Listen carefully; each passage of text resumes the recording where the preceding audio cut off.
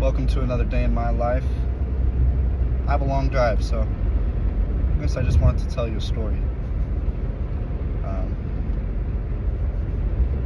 Because I was watching a pretty good video about intimacy.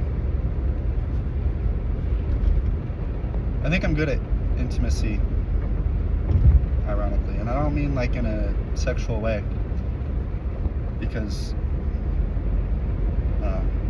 sex is kind of just like a late stage of intimacy, not the whole thing. It's, empty without being seen. But I like that about myself, and I think that's been a huge asset to me in the past several years. There was one time on a plane. I like to talk to strangers on a plane. I don't know about you guys. Not always, but if the conversation flows. There's a girl sitting next to me, and for the whole flight, I think she was looking at me. Felt pretty good. But near the end of the flight, we start talking like, "Oh, where are you from?" and stuff like that. And she was from Chicago. We were both on a plane to Seattle, and I think she was going to connect to a different flight to Hawaii. I was just staying in Seattle.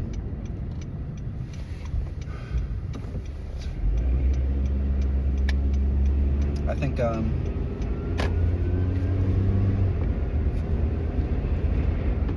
she was expecting me to grab her number or something after. But I mentioned at some point that I'm okay with just letting go of people. And I think that's kind of almost a more intimate way to experience a stranger. It's to let them go instead of keeping their social media indefinitely. But we just talked. It was nothing deep. I don't even remember what we talked about, to be honest. It was like the mountains that we saw out the window, and I was like, "Those are some cool, majestic mountains." She was like, "Oh, they're cute." Cute?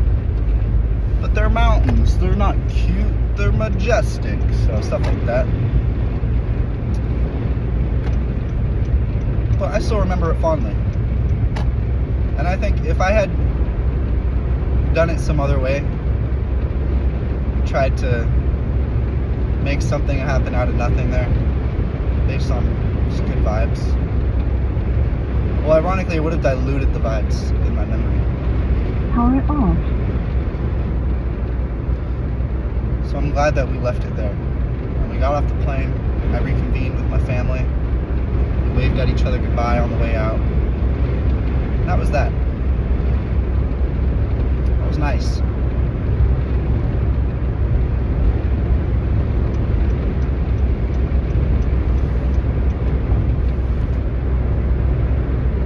Another time on a train.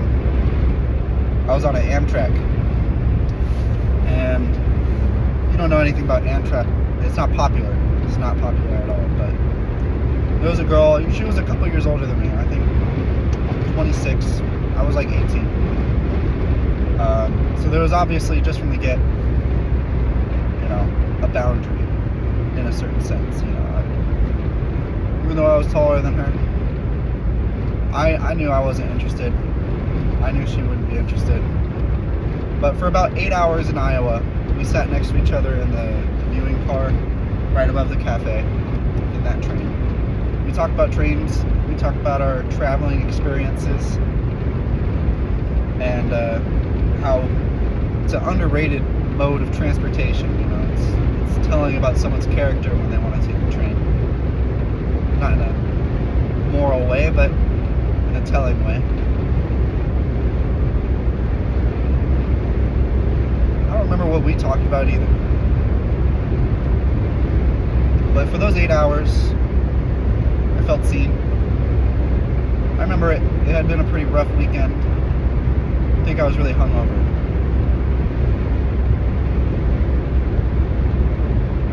And so,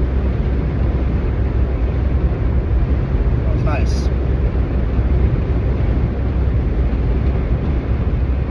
Now I'm driving home.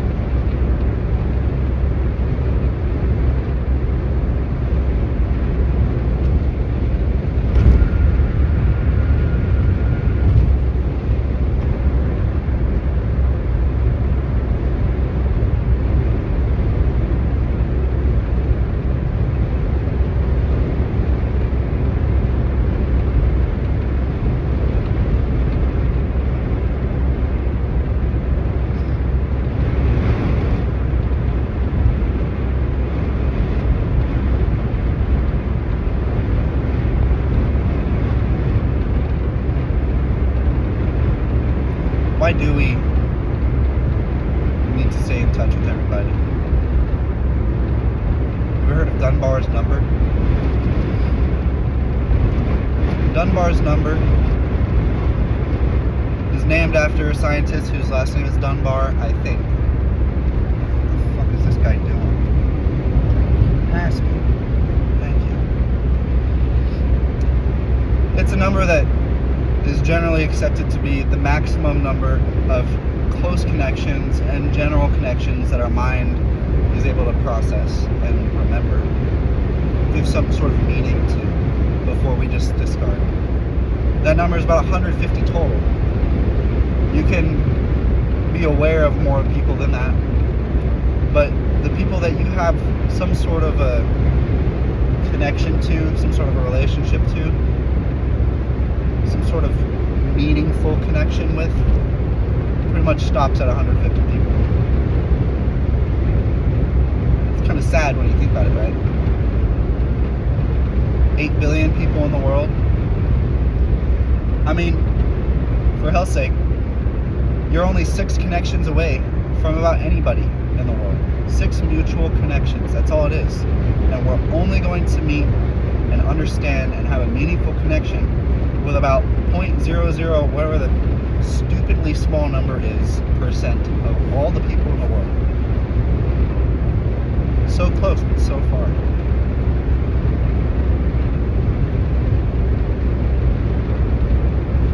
That's why it's okay to let go. Once you understand that some moments are just a gift,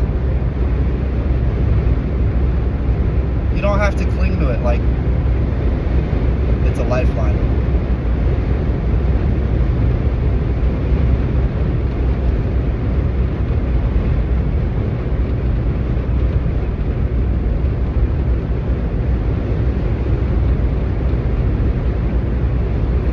I really wish I was somewhere with mountains right now.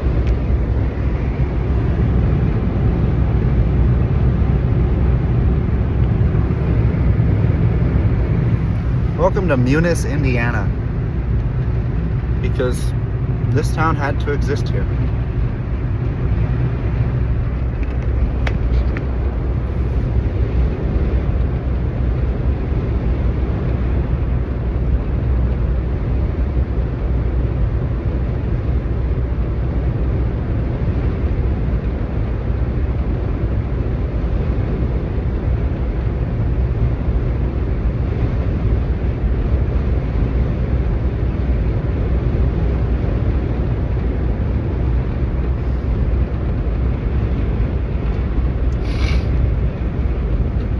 Allergies are kicking in, man. Never been a fan of spring. I mean, I like spring a lot. The weather is the nicest. The grass is the greenest. The rain is soothing. But the allergies kick my ass every fucking year. So, it's that time of year.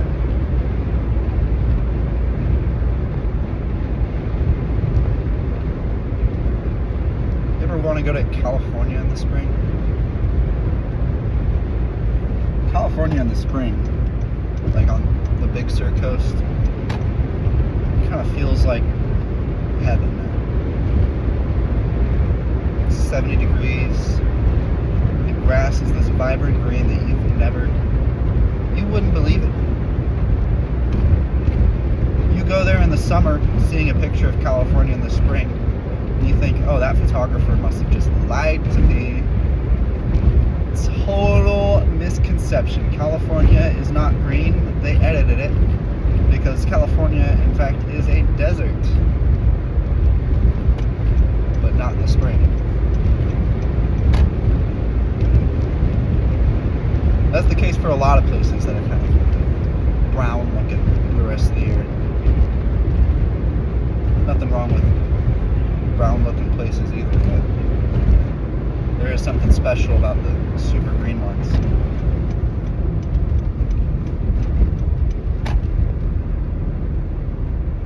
In a way, Indiana is kind of a intimate moment with myself right now. I can't hate Indiana.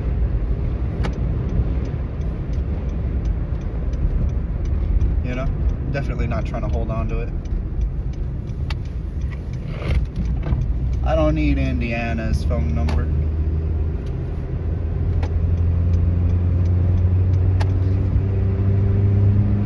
I wouldn't mind if I stayed longer.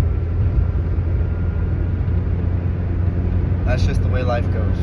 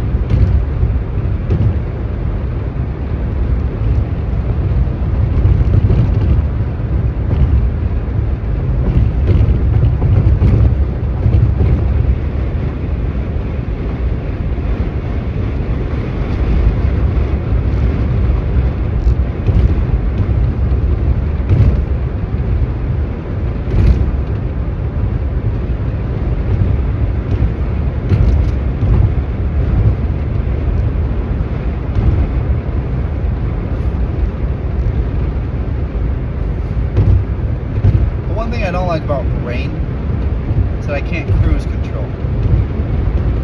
And that and the sun goes away. I like my vitamin D. But the real issue, as long as it's not raining all the time, the sun comes out once a week or two, it's the cruise control. It's that simple.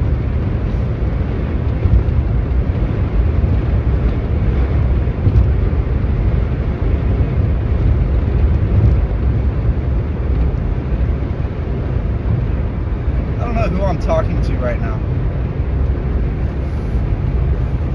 There's always this talk about knowing your audience.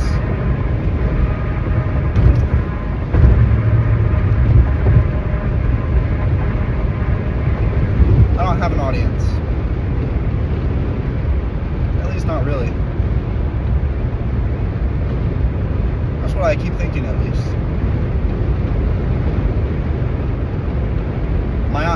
My aunt called me though. You saw my last video. The one where I had a good cry.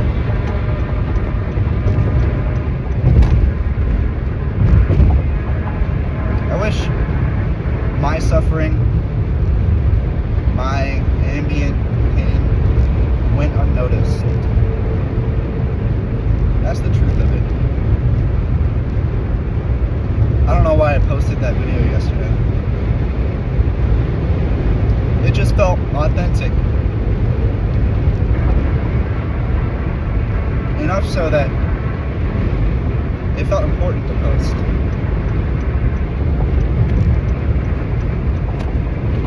I really do appreciate the call I got though. I don't know. I haven't talked to my aunt in a long time. She was like an older sister to me growing up. In fact, my younger brother Kai, he's 11 years younger than me. My aunt, she's only 9 years older. Maybe 8 years or something. So that puts it into perspective. My dad raised her almost as much as he raised me.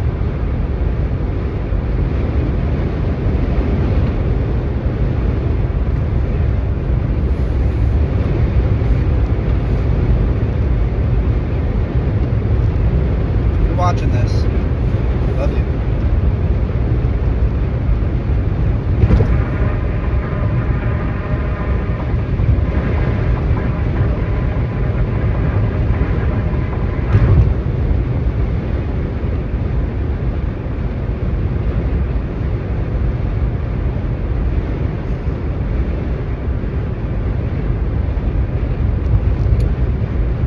Sometimes I feel like there's this knot in my stomach. It doesn't let me relax.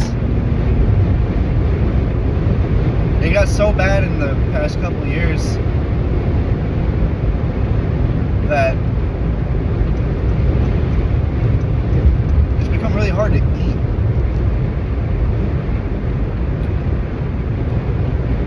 That was kind of shocking. Sucks. I can only eat once or twice a day, and even then I'm like fighting back a gag reflex. My stomach doesn't feel safe enough to eat unless I'm starving. It's part of why I'm so thin.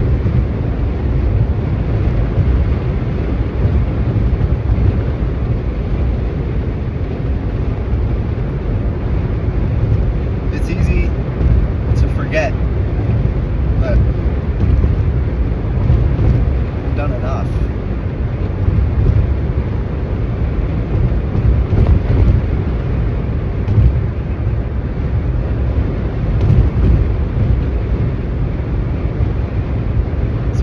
Broken. Like there's something to fix. And on one level, there is something to fix. I'm chronically stressed, I'm anxious.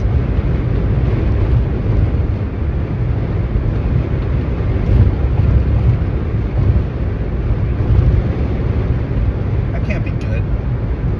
It's not healthy.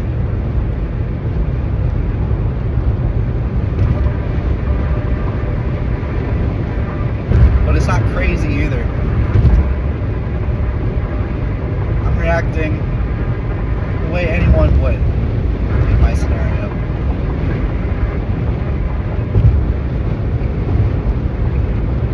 So what do I do?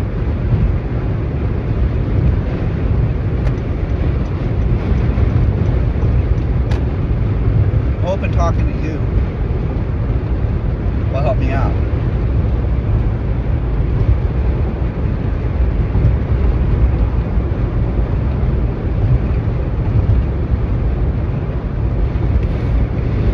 Know what I'm doing.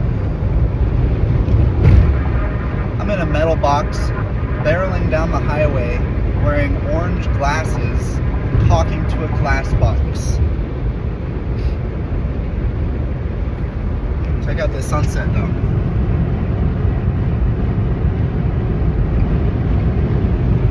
What about this life makes any sense? There's a painting in the sky.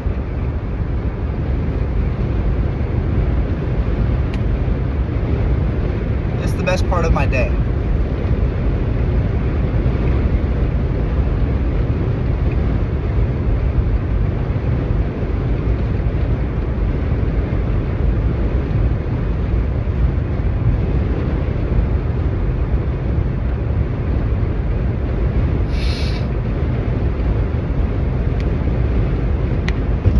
I don't even know if I really want to post this one. But it just feels important again, I think.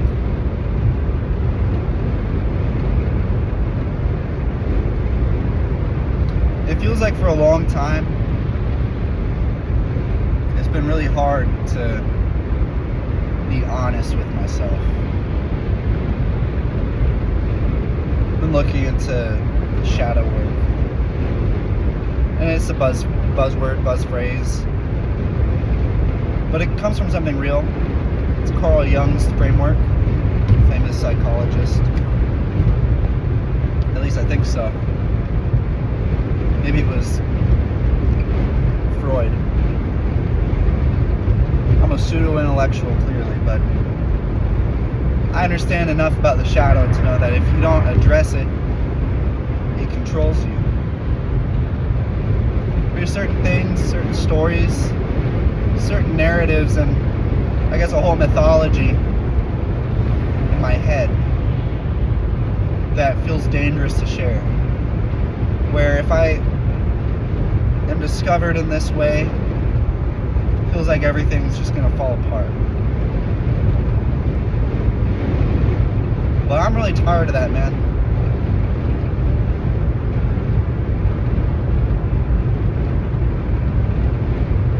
I think that's more of a lie.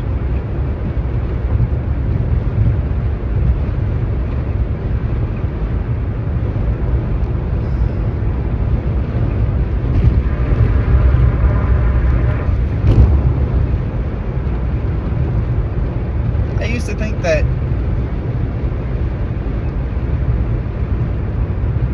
maybe I needed this perfect expression of myself, and then it could stop controlling me. But only once the expression is this perfect, artistic, relatable thing, something that equally grabs people's attention as much as it humanizes me.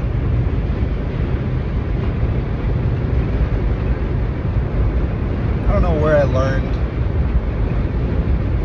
to lie to myself, to lie to people.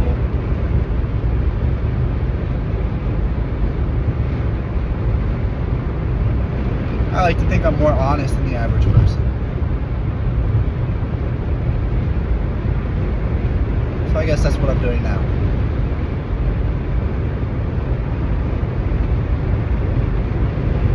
I'm done waiting on that perfect expression.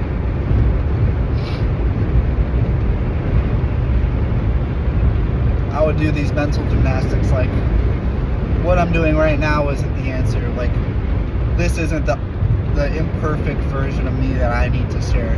Like, the imperfect version of me that I needed to share, the one that would land with people, the one that would resonate with people, is in the future still. It's just out of reach. It just felt like that for a long time.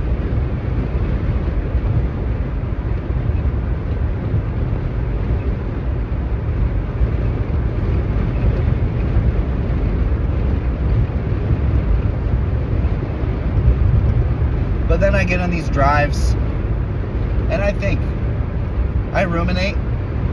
You know what happens when you ruminate? You don't get any new information. You start recycling the same information over and over again. What happens? Just become more emotional about that conclusion that you're drawing over and over. You're flip-flopping back and forth, giving yourself anxiety. That's what I do. But it always feels like it'll help.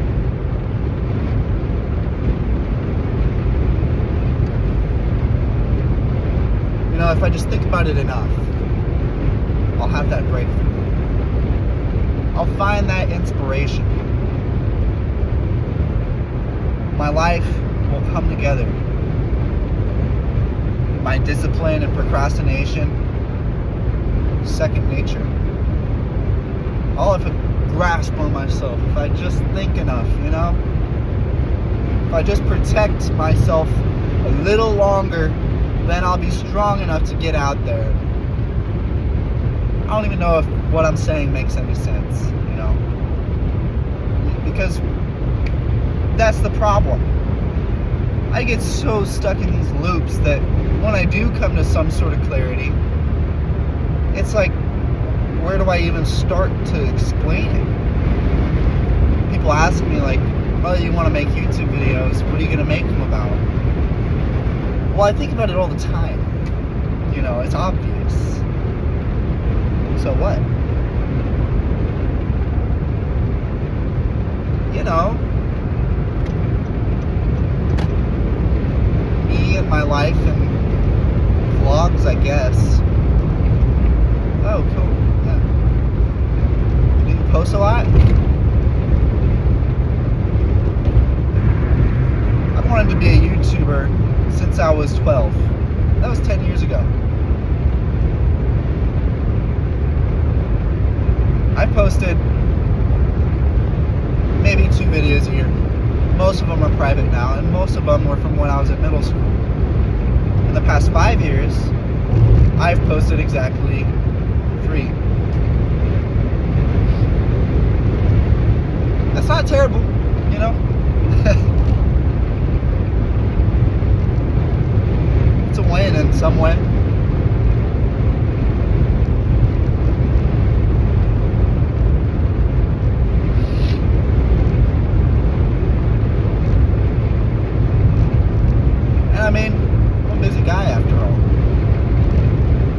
traveling photographer. For the weirdest little company I've ever laid eyes on.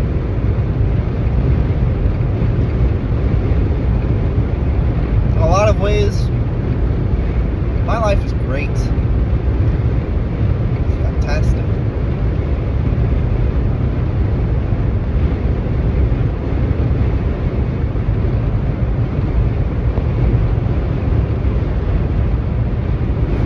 But other times I'm doing a long drive like this.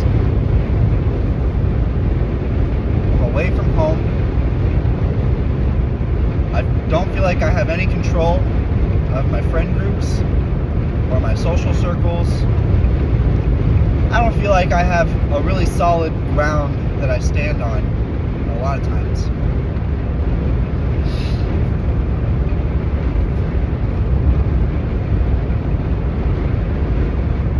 Then I just get back into my rumination.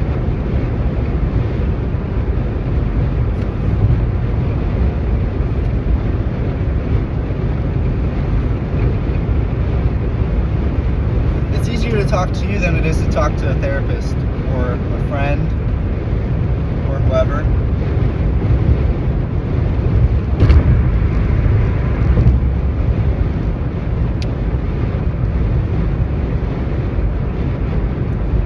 I'm really sensitive to other people's opinions.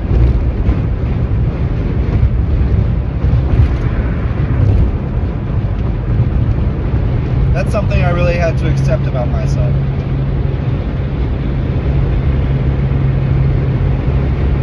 At least when I accept that, I can design my life around it. You know? Accepting it gives me a little more control, ironically.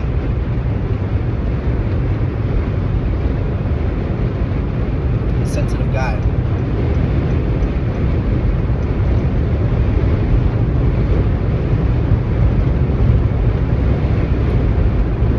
But that's why, in a weird way, this traveling job has been kind of the perfect opportunity for me to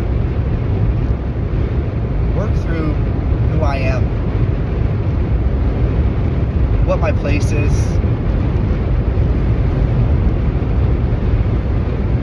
where my boundaries are.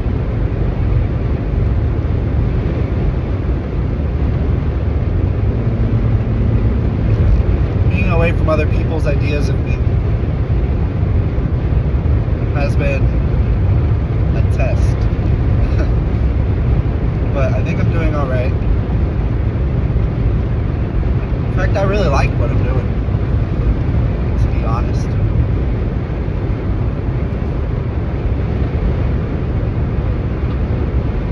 But yeah, I've really realized that I'm not seen.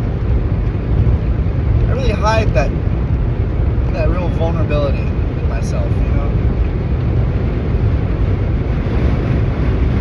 I guess that brings me back to the girls that I talked to on the plane and the train. It really helped that afterwards we didn't talk. There was no promise of anything else. We were just two strangers each time, getting a glimpse into each other's soul. No random boundaries and mental blocks and trauma. No expectations.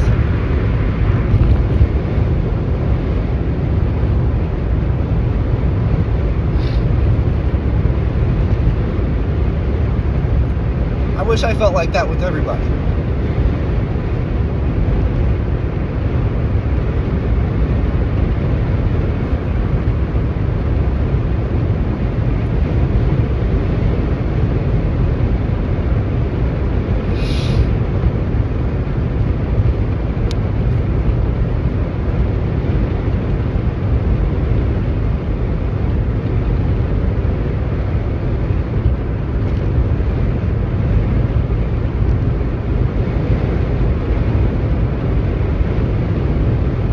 Talking about, man.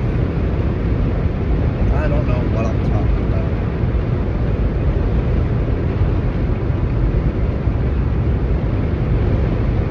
That's the scary thing. It's not knowing.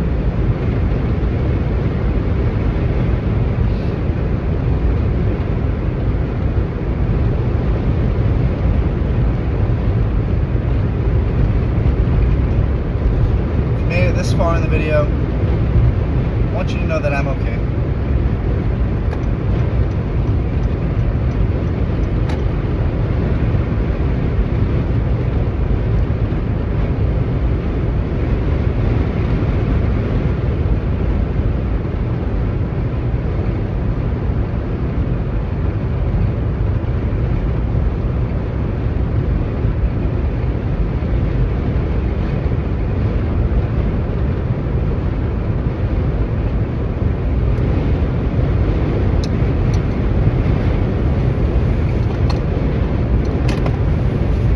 I tend to view the world through rose-tinted glasses, you know. I always like that saying, you know, rose-tinted glasses. I don't know why. I use it sometimes, though. It's kind of poetic how I just took off my orange glasses, right? I thought of that term, rose-tinted glasses, because when I took them off, the sunset became less orange. And cool with that, you know.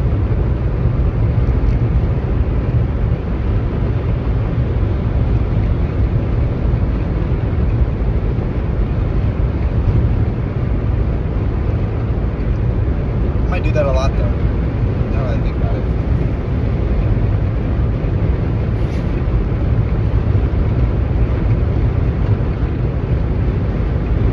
Are the glasses, the tint, are the tint a lie? When I was a kid, I used to hate sunglasses because the tint changed the way the world looked. It made the world seem more dishonest in some way.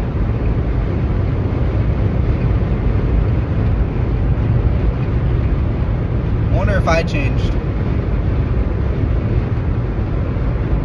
Clearly, I changed my mind about sunglasses. It's ironic because I tend to view the world through a lens a lot. Not just glasses, but my camera lens. And I like that once you take the picture, you're not done with it. You can doctor it up. Some people, like my brother, for example, really has a philosophical ick with photo editing to the point of exaggeration. That's what painters do, though. The more I do photography, the more I realize it's kind of just like painting, except the light gives shape to everything, not the paint.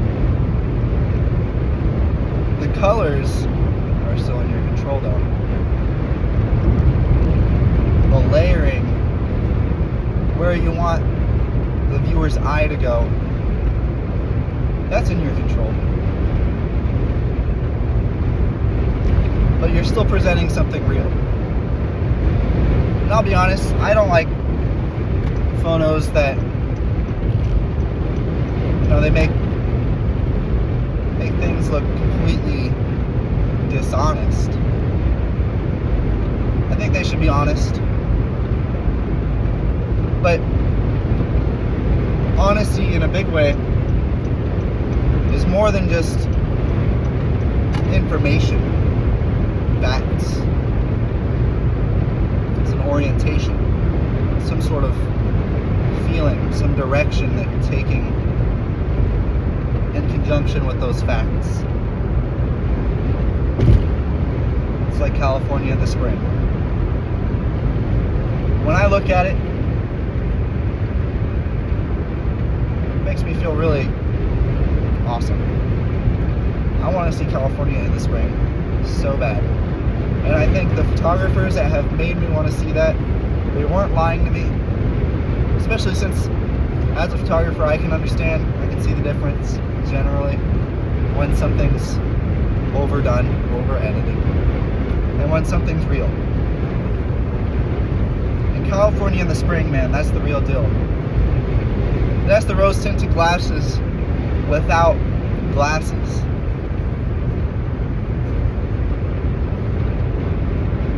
Maybe that's what it is. I put it a lens on my life to make myself feel better about it, to make it seem the way I wish it was, or to orient myself with some version of truth.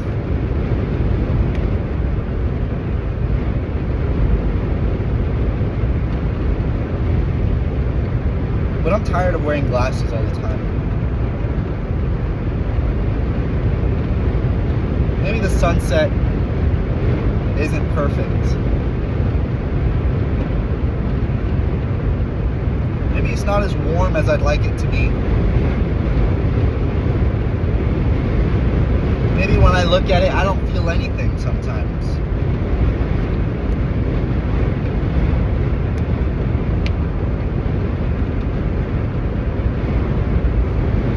Maybe that's the true beauty of the sunset. It doesn't ask if you like it. It's just there.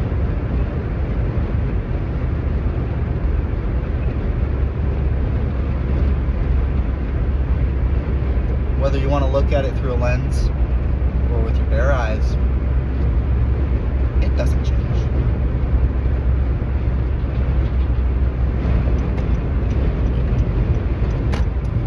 I gotta focus on the road now. See you guys later.